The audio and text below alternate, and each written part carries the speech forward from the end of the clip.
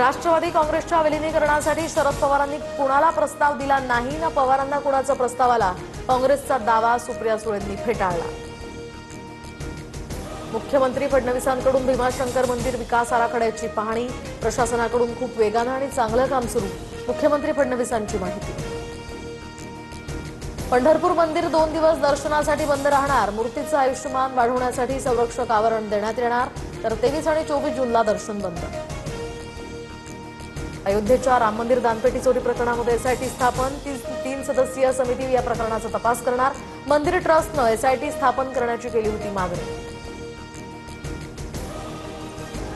प्रणित मोरेच्या शोमध्ये वादग्रस्त वक्तव्य केल्याप्रकरणी सेजल पवारवर अखेर केईएम प्रशासनाची कारवाई, 15 दिवस महाविद्यालयासह रुग्णालय आणि वसतिगृहात येण्यापासून मज्जाव, तर ही शिक्षा की सुट्टी, केईएमच्या कारवाईवर नेटकऱ्यांचे सवाल।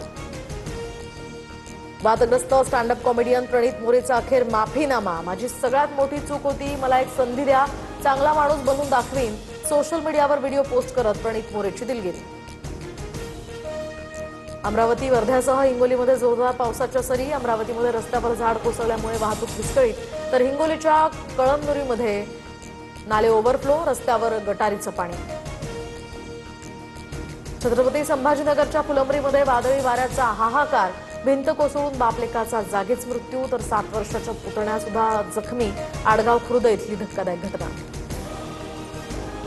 लातूर नांदेड महामार्गावर चाकूरजवळ कार आणि दुचाकी ट्रकचा तिहेरी अपघात, दुचाकीवर 2 आणि कारमधील एका व्यक्तीचा मृत्यू, तर 3 जण गंभीर जखमी, चाकूर शासकीय रुग्णालयात उपचार सुरू।